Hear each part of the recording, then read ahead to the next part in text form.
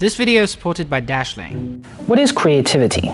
Creativity, put simply, is the process of making something from nothing. There's zero and there's one. Creativity is the spark in between. A creative idea has some essential characters. First of all, it needs to be new. A novel idea that no one has thought about before, no one has put it that way before, or no one has put it that way as efficient before. It also needs to be useful. If no one appreciates your creation, it has no inherent value. Apple, for example, is a master of creativity. Not only are we willing to pay for every product Apple puts out, we're paying a $200 premium on every one of them. Some people call it a creative tax or an Apple tax. The Macs, the iPhones, iPods, iPads, all of them are work of art when they were created. But this is the problem, you see. Apple's position as a creative company is eroding quickly. It used to be the greatest innovator of our age, and its recent products are mediocre at best. Facial recognition, OLED display, augmented reality, none of those are pioneered by Apple. This creative tax that Apple has been charging us for years is becoming harder and harder to justify. It is safe to say that over the years, Apple seems to have lost its creative edge in making exciting products. It's apparent with the data we already have. Looking across Apple's history, iPhone peaked in 2015, selling over 230 million units with introduction of iPhone 6s. Ever since then, its popularity has been stagnant, which caused Apple's manufacturers like Foxconn and TSMC to finally cut back production outlook in 2018. But this is not the most urgent problem Apple faces.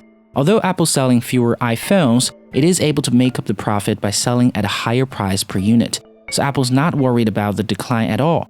What Apple does worry about is its competition, and frankly, a more daring and capable one. The Chinese is, in 2018, a strong contender in the smartphone market. OnePlus' foray into the American market, partnering Verizon, is the first battle cry to signal this real competition has started. And this is not a battle of innovativeness, but a battle of agility. Apple's engineers who are in charge of innovation are paid in American dollars in Cupertino, California, but Chinese ones are paid in Chinese RMB in Shenzhen. New innovative designs by Apple is passed from America to TSMC in Taiwan and Foxconn in mainland China for mass production, while new design by Vivo is passed literally downstairs to its teams of engineers in Shenzhen and then to nearby city Dongguan for manufacturing. Because of this, Chinese companies can rapidly test its new designs at a lower cost. Does it mean that the Chinese companies are more innovative? I don't know, but they're sure fast. One example of that is Vivo Apex. This design was introduced at CES beginning of the year as a concept phone with an in-display fingerprint sensor and a pop-up selfie camera. It is mass-produced and shipped around the world before the year ends. This rapid innovation and manufacturing is something that the Chinese are good at and will pose as a threat to Apple's creativity problem. The second creativity problem that Apple faces is its business model. Apple's tight control over its supply chain has been a great addition to pushing out Apple's products, most prominently Apple stores all over the world. Most people do not realize this, but at the time Apple started opening its flagship stores, it was seldomly done and it was innovative.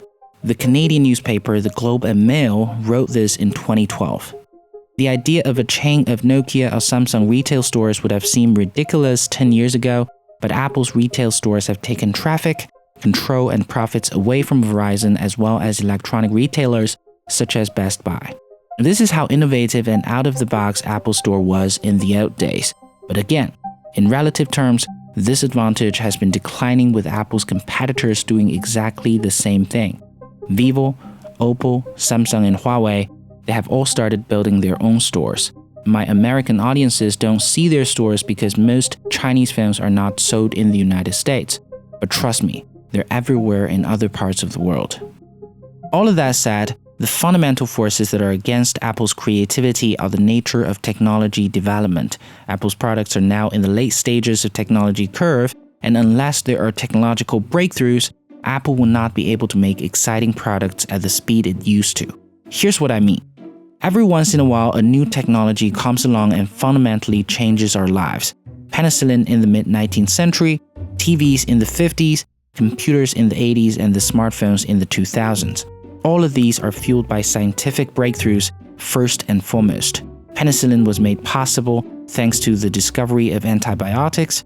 TV was made possible thanks to the breakthroughs in the cathode ray tube technology, and computers and smartphones are made possible because of the smaller and smaller transistors.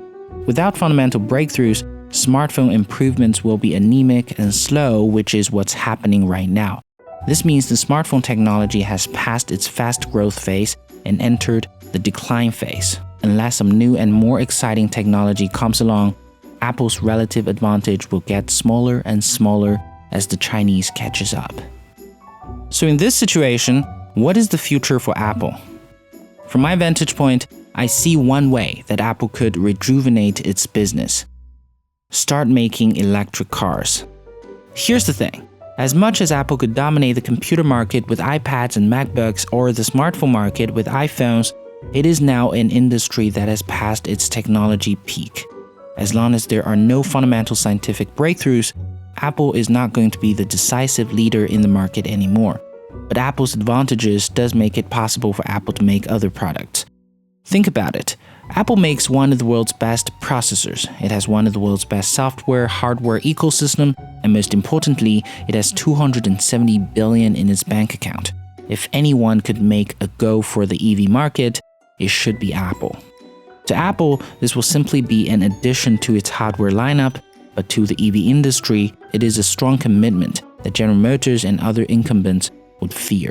No doubt Apple had a fantastic decade. Hundreds of millions of phones sold, billions of dollars of value created, and above all, Apple's brand was synonymous to creativity, and it had a bunch of enthusiastic customers like many of us. But if Apple continues down this trajectory, the years ahead of it will be hard. Competitions coming from the Chinese are not only capable, they're closer to the manufacturing plant, and they're fast. If they wanted to, they can get an additional 100,000 people working on their plant just the next day. Worst of all, the technology is maturing, and the smartphone industry is heading towards the fate of the personal computer industry. Apple needs an injection of creativity, and it needs it fast.